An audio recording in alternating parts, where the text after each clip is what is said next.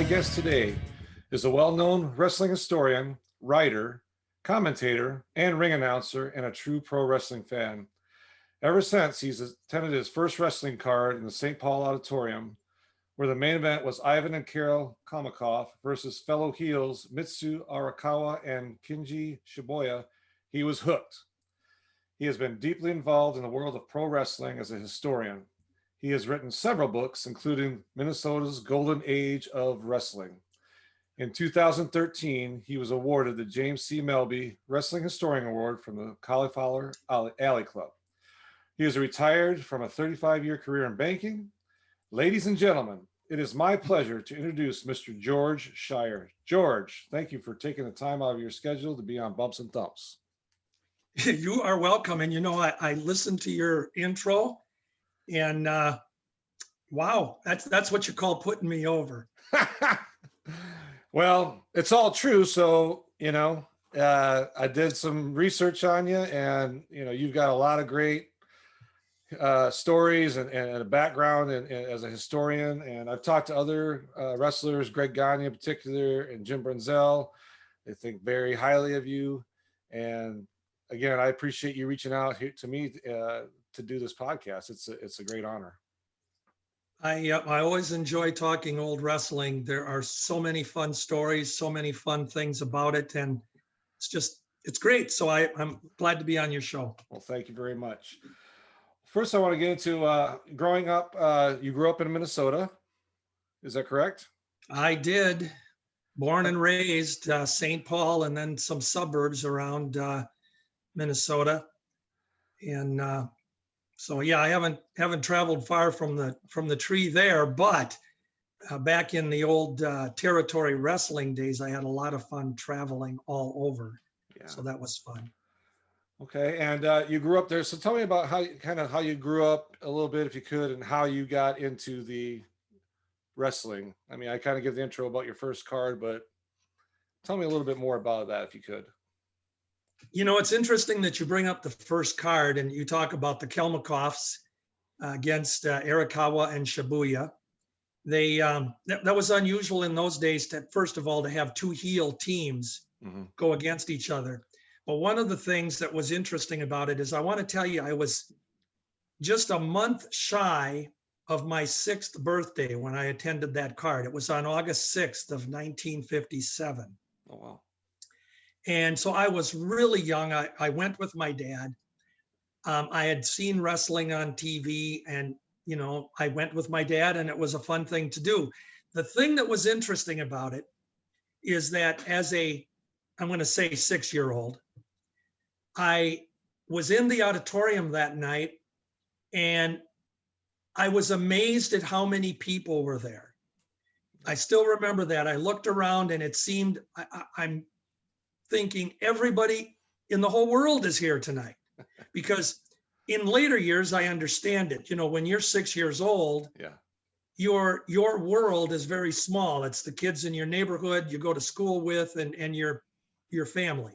And that's the world. Yeah. So it seemed overwhelming to me. But in particular, Vern Gagne was on the card, and my dad that was the reason my dad went. My dad, if he didn't care for wrestling per se, but he liked Vern Gagne. Yeah. And Vern Gagne was a hometown boy, so I guess that made sense. Yeah. I was enamored with the tag team match. And the thing that really struck me funny was when Marty O'Neill, who I want to tell you right away, I admired the ring announcer. Marty was on TV. I seen him, a couple times on TV, and he just seemed bigger than life to me. When he introduced the two heel tag teams, there was the loudest boos I have ever heard. I remember putting my hands up to my ears. They booed the Kelmakovs, and then they booed the Jap. And I want to point out, back in those days, they weren't Japanese. They were the dirty Japs. Yeah. And we weren't politically correct. Right. But that's what they were billed as in the program, which I still have, the actual program from the card. Wow. And they're listed in there as the dirty jabs. Wow. So I'm getting an education as a 6-year-old because I say to my dad, why are they booing both teams? And my dad totally surprised me. He goes, I just hope they kill each other. What? Well, you'll learn later on that it was that World War II sentiment coming out. My dad was a veteran. Wrestling played all over the country on emotions. And we had Japanese wrestlers all over the country. We had German wrestlers all over the country. And of course, we had Russians, even though Russia was actually an ally to the US in the war. Right. But they were still the hated Russians, the garlic eating Russians. If you look at the program, this is the way they're described. Yeah. And they're going to cripple the American wrestlers and of course the Japanese. So both teams are booed so much, so loud. Yeah. Well, then I found it interesting in this tag team match because when one of the Russians would hit one of the Japanese, the fans would cheer. And when one of the Japanese would hit a Russian, the fans would cheer. It was like exactly what my dad said. Just he wants them to destroy one another. Yeah. So that was really my first exposure. I had been to a couple of wrestling cards after that, and the memories are very faint. Yeah. When the addiction hit me and took me over for the rest of my life was in September of 1959. Now, in 59, I'm 8 years old, 7 years old, 8 years old. Okay. And long story short, I'm the oldest of 6 kids in the family. And my parents are fighting in the kitchen, having a Donnybrook of their own. And that was normal. I grew up with my parents fighting. Yeah. They had separated several times through the course of their 9 years of marriage. Well, this was the final thing. They were going to get divorced. And the night they were arguing in the kitchen, I moseyed into the living room and I happened to turn on the TV. And lo and behold, there was All-Star Wrestling. And on the tube was Tiny Mills and Stan Crusher with a K, Kowalski. And they were literally beating up some poor guy, double teaming him. And I just thought this was kind of cool. I mean, I'm a masochist, I guess. I don't know. I'm rooting for the bad guys right from the start. Yeah. But I was hooked. And Stan Kowalski, who I got to know very, very well throughout the years, and he really became a good friend. I would have never guessed that later on that, I would become friends with him and so many others. But Stan was the guy that I credit most of all for getting me, as I told him, he addicted me to this wrestling. Yeah. So as my parents are divorced, and I don't want to go into a long story here, but it just kind of cements how it all happened. Sure. My parents get divorced. There's a custody battle over kids because allegedly a couple of the kids aren't my dad's. There's been infidelity in the marriage. 2 of the kids are going to stay with my mom and the other 4 are going to go with my dad. I'm one of the 4. My dad had no place for us to live. He didn't have a home. He was living out of a room in an apartment that he rented from somebody. That's how bad things were. Yeah. And so he took myself, my 2 sisters, and a younger brother, and we all went to foster homes, different foster homes. The youngest brother, the little brother, he actually was in the hospital with a children's hospital suffering from malnutrition that happened while he was living at home with my mom. So things were not good. And he had struggled a lot, but he was there almost a year in the hospital. So my sisters and myself were in these foster homes.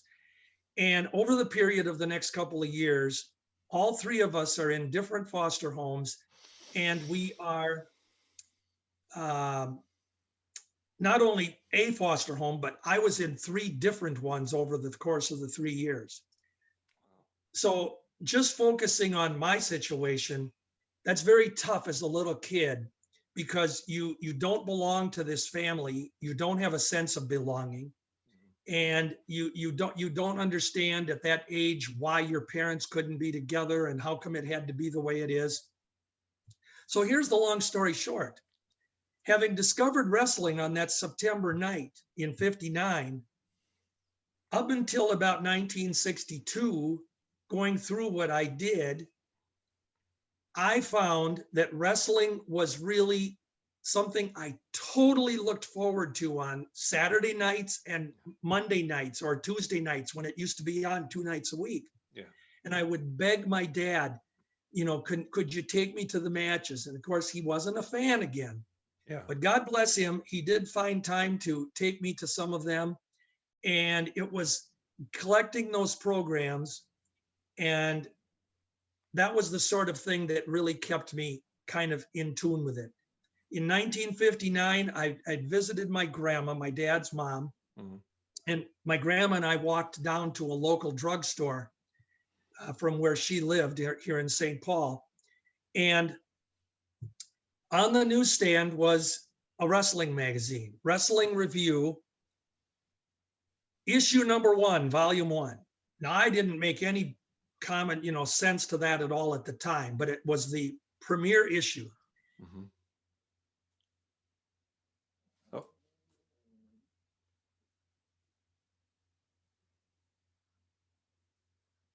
George, I think we lost you. Grandma says, that's a lot of money, honey. Well, 50 cents. Yeah, I guess it was. I don't know. But she gave me the 50 cents. And of course, I don't know why, but I saved that magazine and I made sure that every month I got the new one that came out. So I have a complete collection of Wrestling Review. Wow. Through the years.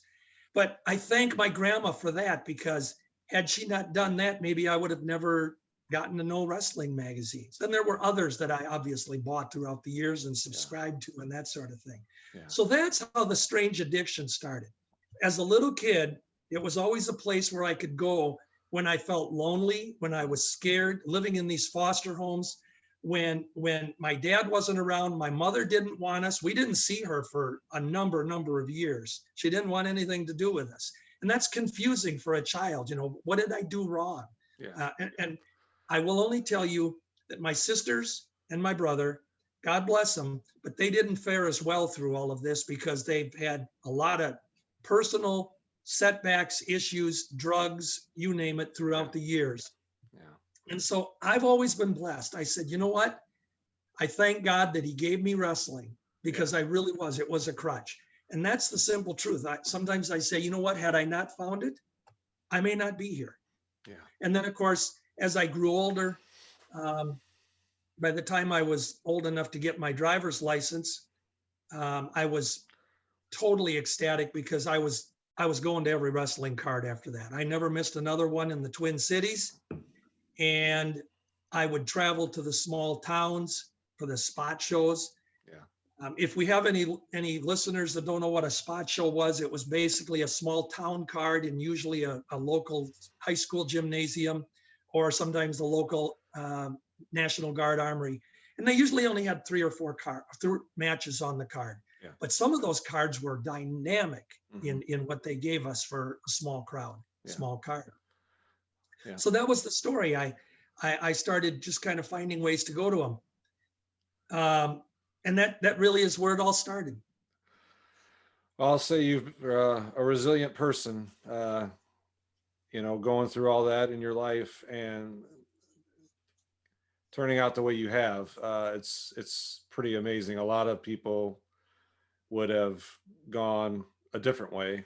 And we're very well know that. Yeah. And we're very fortunate that you did what you did, because like I said, a lot of people in the wrestling world specifically, when I mentioned your name, they know who you are and they have a lot of respect for you. So very interesting. Thank you for that. One of the things I'll add to that is that, I mentioned that I saved the very first program as a dumb little 6-year-old kid.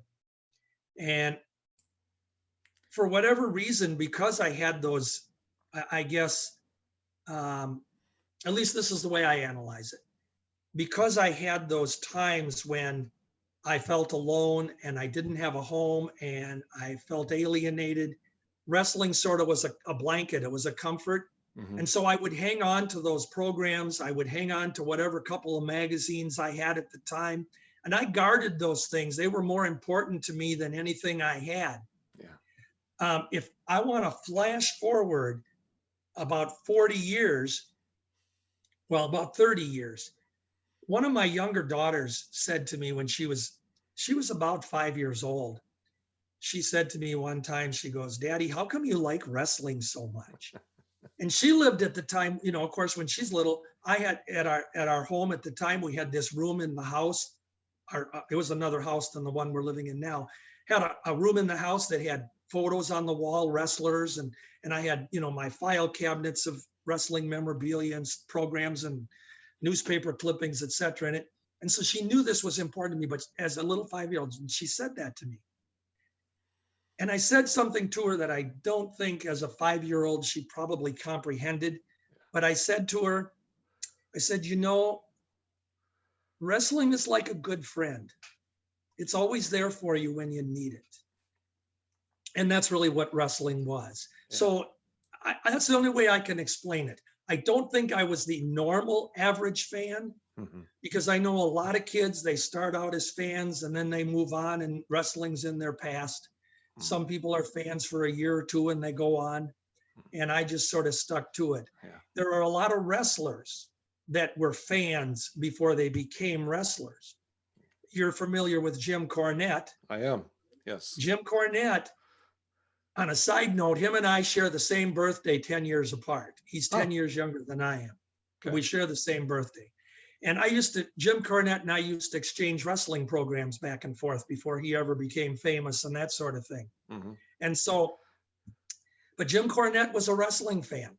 A young kid, wanted to take pictures, that sort of thing. So there were a lot of examples of kids that, eventually got involved or were around wrestling. Yeah. And others, it didn't mean anything. Yeah. I can tell you from my experience, it was an outlet for me as well. I don't remember this. I'll just quick. My grandpa, he died when I was about, I think, 2 or 3 years old, pretty little. But my mom told me that on Sundays when All Star Wrestling was on, he would put me on his lap and we would watch it. And I wouldn't cry. I wouldn't do any of that. I just watch it with him. And, back then, if you watched wrestling and you said anything, this is in the, late 70s, early 80s, it was kind of God, you watch that fake stuff. But it was an outlet for me. I enjoyed it. I have some programs. I think I talked about with you on the phone. I have a few of them, and I'll get those to you sometime here. Scan them from when they were in Rice Lake, Wisconsin. That's where I was born and raised. And we had at St. Joseph's Catholic School Gymnasium. They would come in at least yearly in the 80s, and I've seen Bockwinkel, Bobby Heenan, the Road Warriors, Greg Gagne, John Brenzel. I mean, you name it, they were there. And I was shocked because I was like, oh my God, these guys are on TV every week. And I've seen them at a Catholic high school or a Catholic school gymnasium in my small town. I mean, that doesn't happen now per se with those, bigger promotions, but it was an outlet for me. And Sure. I can still remember the first magazine I bought. It was a Pro Wrestling Illustrated in '86. It had the UWF when they had that big cup and they were pulling it Oh, sure. apart from each Sure. other. That was my Sure. first magazine, that PWI magazine I bought. I wish I don't You have don't have it those. anymore, do No, of you? course not. I was, like I I said, have it. I have the one you have. I'm telling you, I have it. I'm gonna probably go on eBay sometime and get it. I had a whole bunch, Sure. George. I had probably 200 magazines at one time, and like I said, I was at a stage. It was about 10 years ago. I was like, you know what? I need to get rid of this stuff, and I wish I wouldn't have. I regret it after I did. I had stuff from the '80s. I still have some programs and stuff, like I said, in a folder. But anyways, I'm a fan like you. I'm not a historian, but it was an outlet for me as well. So Yeah, I totally understand that. yeah, And I think, as a side note to that, Brian, I've always felt, we always hear stories about young kids that get into trouble and they need something to do, and they hook up with the wrong group, or they get into some drugs and stuff like this hmm from whatever they're going through in their worlds. yeah, And I have said for years, and I only know this from my own experience, but I've always said, you know what, as a young kid, when you're in your teens especially, find a hobby, hmm whatever it is that you enjoy, something that defines you, that hmm you can delve into and make it special to you. One of the things, and I have a granddaughter, she's 15 now, but when she was about 7, 8, and a couple times she's made the comment, she goes, I don't want to ever grow up, Grandpa.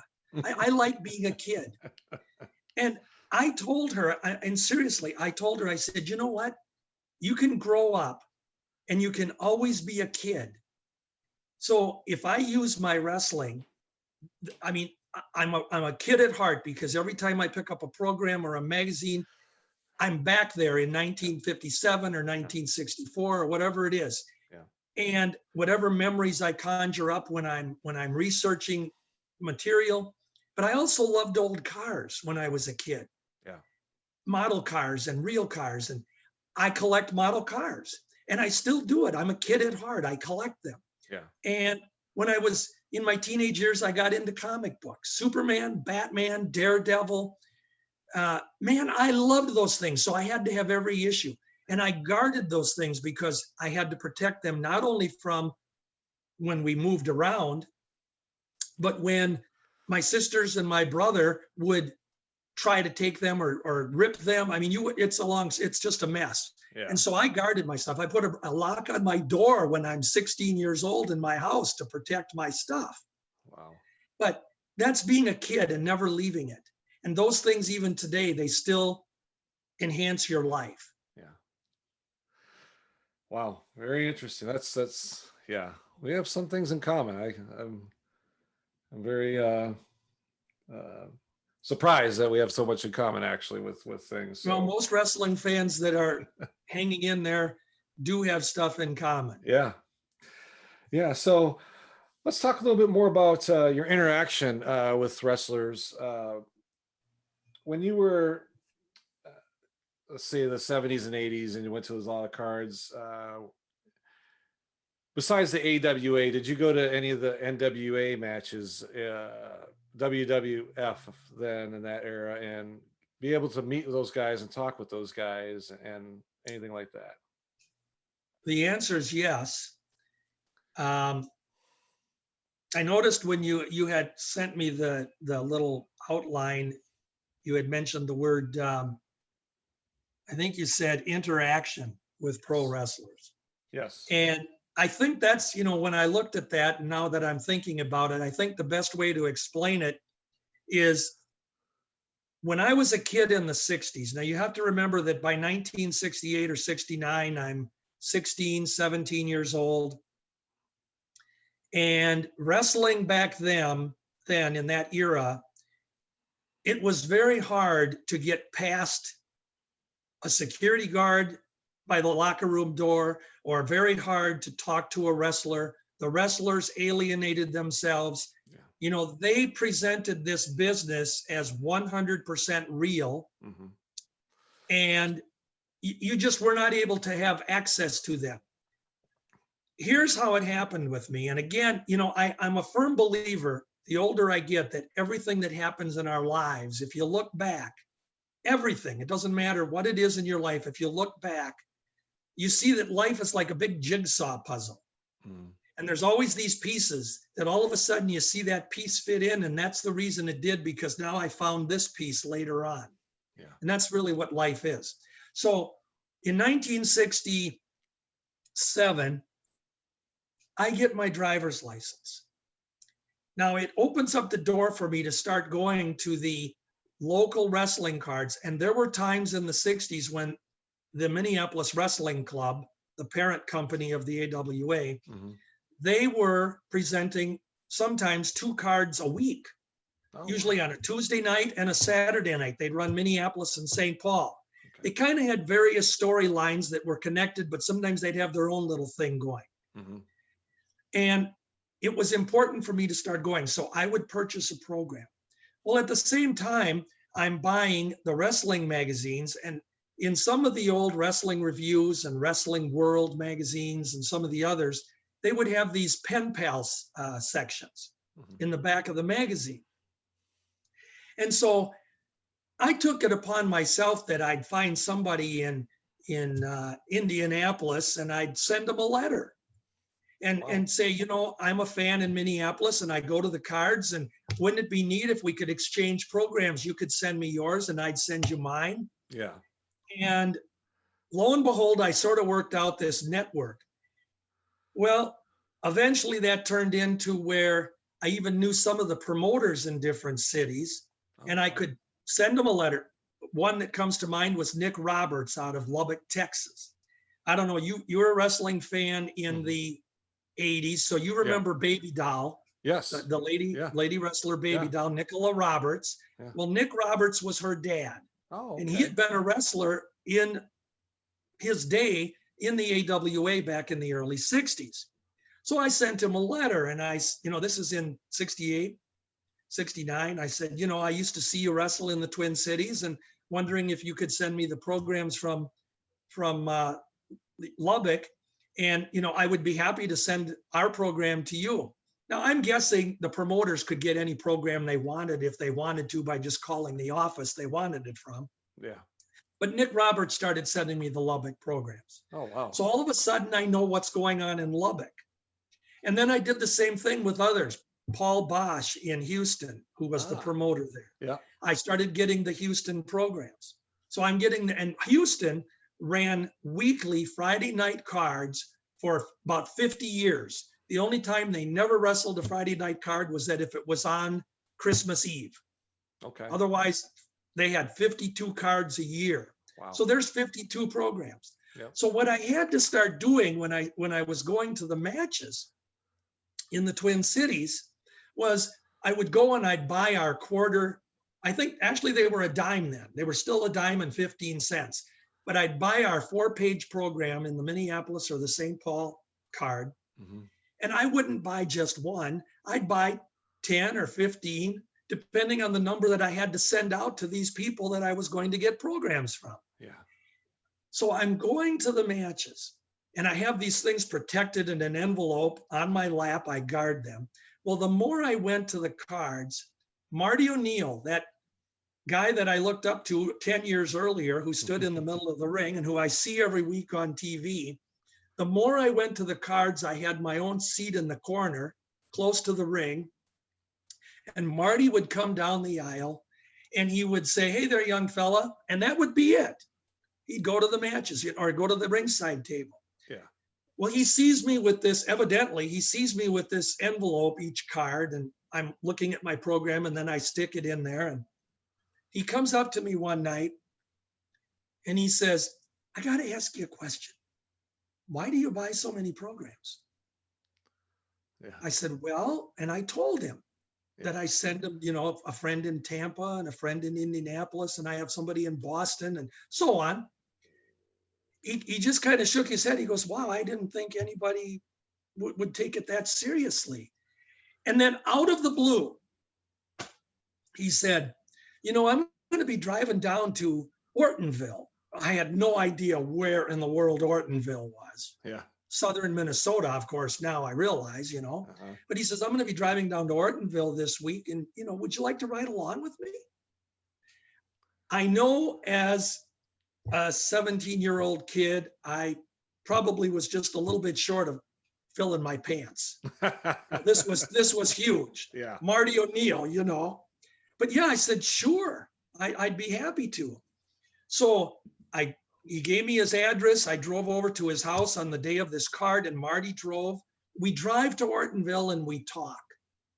And that was the first out or the first in that I really had, Yeah. because Marty trusted me. And Marty used to tell me things, and I would just kind of connect the pieces. It wasn't like he revealed anything, but I would connect the pieces. And in 1967, that was when Dr. X had arrived in the territory. Okay. Dick Beyer, who was the destroyer nationally, Okay. under a mask.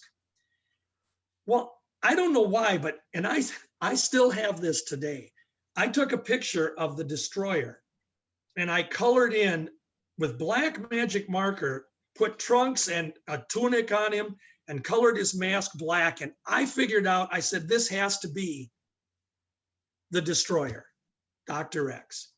So I'm in the car with Marty this one time. This was another time that we had traveled. And I said, isn't it funny that some people don't know who Dr. X really is? And all Marty would say was, yeah, sometimes they just don't figure it out from looking at the magazines or anything. Yeah. He never told me. Yeah. But I took it as gospel. Well, I was right. Yeah. Yeah. It was Dick Beyer. It was the destroyer. And so that was kind of the start. Marty was the in. And the more I hung around with Marty, the more the wrestlers were more accessible. Like they knew I wasn't going to blow the whistle on something that they said, or because kayfabe, I got to tell you, the first wrestler that ever let me come in the locker room with them was Red Bastien. Oh, okay. I came in, Red Bastien said, come in. Now I go in, this is in the Minneapolis auditorium. And here's the best way I can explain this to you. You look at my fingers here. The Minneapolis auditorium had a door here for the baby faces to go in. It was a locker room. And then you walk down the hall and there's a door down here that the heels go into. Right. Well, it's like, okay, to the common fan outside that big wall, there are two locker rooms. The reality was it was one big locker room, but the illusion was the heels go in one and the baby. So Red Bastien and I'm very shy. I'm kind of petrified, actually. He says, come on, just come in with me. So I go in, and this is what I heard as soon as I came in. We opened the door and there was chatter all over from these guys. And as soon as that door opened and they saw this young kid, I'm serious. The old theory where you can hear a pin drop. It was kayfabe, baby. Shut up. There's an outsider. Yeah. Well, Red, he said, don't worry about the kid. He's okay. Yeah. Wow. Okay. So it all happened by accident. But the little things that I heard in the locker room, and they were discussing the match. Yeah. The heel and the baby face were sitting on the bench talking about their match that night. Yeah. Talking about the finish. Yeah. What they were going to do. Wow. And one of the things I learned, a lot of people say, well, they used to rehearse the whole match and everything was all rehearsed. I can honestly tell you, I never heard that. Yeah. They would know what they're doing for the finish. Mm-hmm. Then they worked it out in the match, how they were going to get there.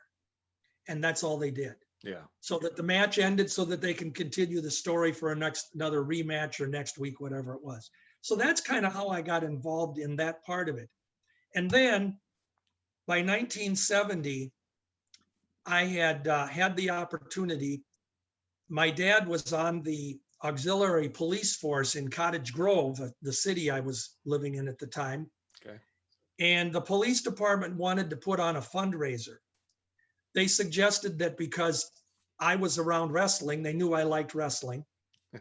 Maybe we could do a wrestling card. And that's what wrestling advertised. They would come to your city for fundraisers and that sort of thing. So I went with one of the police officers to the Minneapolis Wrestling Club. And I'm talking with Bill Casisto, who at that time was the matchmaker for the Minneapolis Wrestling Club. Now, okay. I don't know if you know, but Bill Casisto was a former Olympic wrestler who had a career in the 40s, early 50s, and then he had a serious injury and he was no longer wrestling. He's now a matchmaker working in the Vern Gagne Wally Carbo promotion. Okay. So I'm talking with Bill Casisto at the wrestling office. And I couldn't believe how upfront he was.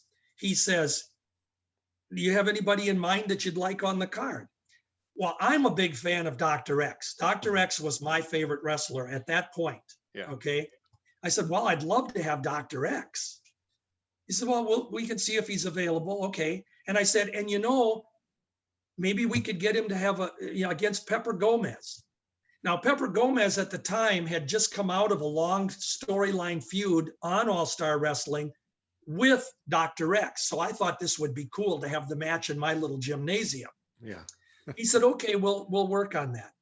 And then he said, and then we'll put a couple of other matches together, if that's okay with you. And I said, that'd be great. Well, lo and behold, I get Dr. X and I get Pepper Gomez. And then he gives me Blackjack Lanza, and Bob Windham. Blackjack Mulligan. Yeah, but he was Bob Windham in those days. He was rookie year, a couple rookie years. He was working with being trained under Vern. Yeah. And then he gives me a guy named Lee Matson, who was basically a TV enhancement jobber wrestler. I don't ever use the word jobber. I use them as TV enhancements, but they are called jobbers because their job was to lose. Yeah. He gave me Lee Matson against Kenny J. Kenny J. Soundbuster. That was going to be my card. So I was going to have the opener, Kenny J against Lee Matson. Then I was going to have Lanza against Windham, who of course was the babyface. Right. And then my main event, Dr. X and Pepper Gomez. Yeah. And I'm excited because this is my high school gym. I am a senior in high school, a couple months away from graduating. Yeah. And I get to be the ring announcer. Oh. Because obviously I put this card together. Yeah. So this was going to be my first time at ring announcing. And I was just going to copy Marty O'Neill. To me, it was simple, Well, about 20 minutes before the actual card begins, somebody walks up to me and says, somebody wants to see you in the locker room. Okay. So I go to the locker room. Well, now in the high school locker room, you know what they look like. You have your lockers and you have a bench in front of the locker, and usually it's in an L shape. Yeah. Well, here in the locker room, Dr. X is sitting on one bench and Pepper Gomez is sitting on the other side on the bench right here. Mm-hmm. And Dr. X says to me, he's got his mask on. I've never met the man at this point. He's talking in full Dr. X voice. He says, we've got a problem with our match tonight. He says, Gomez here can't wrestle. He's got an inner ear infection that's making him dizzy. And Gomez was there. Yeah. I said, I just kind of go, okay. So Dr. X says to me, so here's what we're going to do. He says, we're going to put, and I always have to make sure I get this right when I tell this. He says, we're going to put, I got to get this right. We're going to put me, meaning X, me and Windham against Matson and Jay in the main event tag team match. Me and Windham against Matson and Jay. Well, I don't know where I got this thought from, but I said to him, where I got the guts from, I said to him, I said, well, could we do it a different way? He says, I don't, and again, he's talking in his, I wish I could imitate his voice, but he's talking in his Dr. X voice. He says, I don't care. What do you want to do? I said, well, I'm kind of thinking, what if we put you, meaning Dr. X, and Lee Matson as a team against Jay and Bob Windham as a team? And I said, that way we've got a top wrestler on both teams. Yeah. He says, I don't care if that's what you want to do. And that's what we did. Wow. So I walked out of the locker room. Now I had a new job to do. I had to go out to the audience. I'm feeling pretty good about myself because I thought to myself, you know what? I just signed my first main event. And I thought it was going to be better than what the doc was giving me. Yeah. So, but now I had to walk out to the crowd that we had. And now it's like 2 minutes to 8, we're supposed to start. And I have to go out and tell them that, guess what? Pepper Gomez isn't going to be here. And the other problem was, I on a backtrack, after he had told me Gomez couldn't wrestle, he told me that we have another problem. Jack Lanza's stranded in Chicago. He's not going to be here. That's how it ended up, where Wyndham didn't have an opponent. Oh, no. So it was disaster. So when I thought of that main event, I was very excited, but I had to go out and I had to tell the crowd that I'm really sorry to say this, but I've been notified that Pepper Gomez, he is here, ladies and gentlemen, but he's unable to wrestle. And we do have a good card for you anyway. And Dr. X and Bob Wyndham are here, and we're going to have a good card. That was my first experience. The first card I was ever involved in was a total debacle, but it came together. And I am here to tell you, and I say this sincerely, Bob Wyndham and Kenny J, they lost to Dr. X and Lee Matson. Kenny J, of course, took the fall. But I will tell you, that was one of the most fun tag team matches I've ever watched in my life. Yeah. And of course, I always sit back and say, you know what? I put that one together. You did. That's great. That's a great story. And that's how it started.